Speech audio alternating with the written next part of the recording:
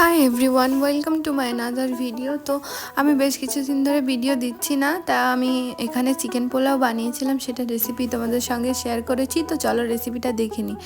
আমি এখানে 2 চামচ মতো টক দই নিয়ে নিচ্ছি। এরপরে টক দইয়ের মধ্যে নিয়ে নিচ্ছি লঙ্কা গুঁড়ো আর নিয়ে নিচ্ছি কিছুটা লবণ পরিমাণ মতো। তারপরে আমি টক দইটাকে খুব ভালোভাবে ফেটিয়ে নেব।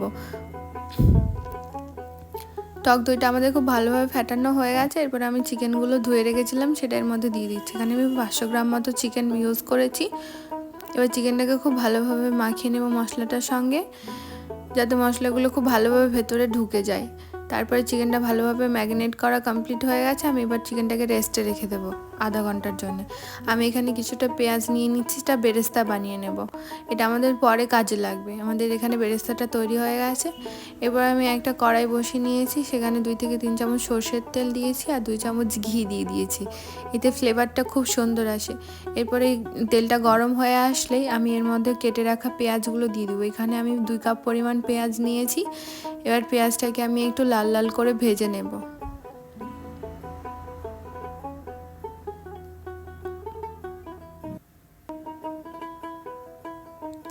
পেঁয়াজটা ভাজা হয়ে আসলে আমি এখানে একটু গরম মশলা দিয়ে দিলাম। গোটা গরম মশলা, কাঠ, লবঙ্গ, দারুচিনি যা যা থাকে সবগুলো দিয়ে দিয়েছি। এরপরে দিয়ে দিলাম 2 চামচ রসুন থেতো, 1 চামচ আদা থেতো। এবার আমি এটাকে ভালোভাবে কষিয়ে নেব, যাতে কাঁচা গন্ধটা চলে যায়। আর এরপরে দিয়ে দিচ্ছি আমি কিছুটা জল, কারণ আমি এখানে এবার গুঁড়ো মশলা দেব। তো গুঁড়ো মশলাটা যাতে তলায় লেগে না যায়, তার জন্য আমি কিছুটা জল দিয়ে দিয়েছি। এরপর আমি দিয়ে দিচ্ছি পরিমাণ মতো লবণ, পরিমাণ মতো ধনে জিরে গুঁড়ো, পরিমাণ মতো লঙ্কা গুঁড়ো। এবার মশলাটাকে আমি বেশ কিছুক্ষণ ধরে কষাবো। মশলাটা একটু কষে আসলে আমি এর মধ্যে দিয়ে দিচ্ছি বাদামের পেস্ট। এটা কাজু বাদামের পেস্ট, তোমরা চাইলে যে কোনো বাদাম ইউজ করতে পারো। বাদাম দিয়েও এবার আমি মশলাটাকে বেশ কিছুক্ষণ কষাবো, যতক্ষণ না মশলাটা তেল ছেড়ে আসে। লো ফ্লেমেই কষাতে হবে, নাহলে মশলাটা তলায় লেগে যেতে পারে আবার। এখানে আমাদের মশলাটা খুব ভালোভাবে কষানো হয়ে গেছে। তো আমাদের ম্যারিনেট করে রাখা যে চিকেনটা ছিল, সেটা এবার আমি মশলার মধ্যে দিয়ে দেবো। চিকেনের পিসগুলো এখানে আমি মিডিয়াম সাইজ রেখেছিলাম, খুব ছোট করিনি আর খুব বড় করিনি। এতে চিকেনটা খুব ভালোভাবে কুক হয়। এখানে আমরা কোনো প্রকার হলুদ ব্যবহার করব না, যেহেতু এটা আমরা পোলাওতে দিব, তাই চিকেনটা আমাদের সাদা রাখতে হবে। এরপর আমি চিকেনটাকে খুব ভালোভাবে মশলার সঙ্গে মিশিয়ে নিচ্ছি। তারপরে আমি ঢেকে ঢেকে প্রায় আধা ঘন্টা মতো চিকেনটাকে আমি রান্না করে নিয়েছি। এখানে কয়েকটা ডিম সেদ্ধ করে রেখেছি। আমাদের চিকেনটা প্রায় হয়ে এসেছে। এখানে কোনো রকম আমি জল কিন্তু ইউজ করিনি, এটা বিনা জলেই করতে হবে।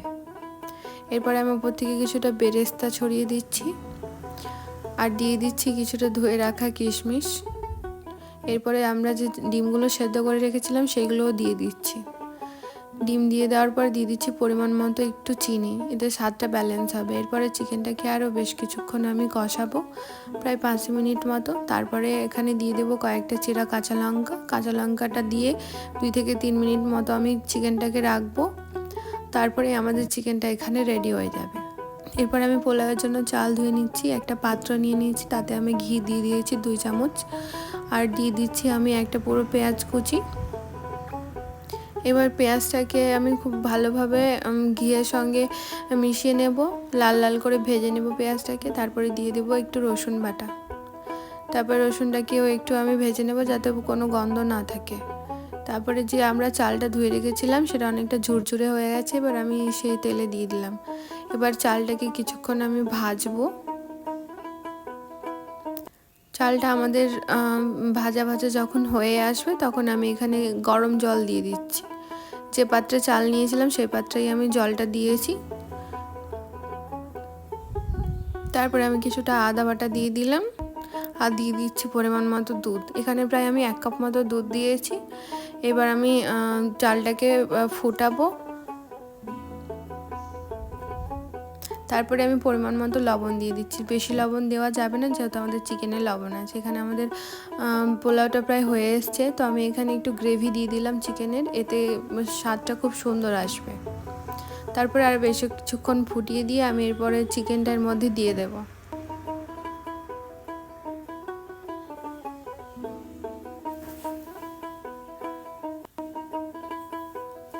এরপরে আমরা চিকেনের সঙ্গে পোলাওটাকে খুব ভালোভাবে মিশিয়ে নেব আর উপর থেকে কিছুটা বেরেস্তা ছড়িয়ে দিয়ে আমি এটাকে কিছুক্ষণ দমে বসিয়ে দেবো, প্রায় 5 মিনিট মতো।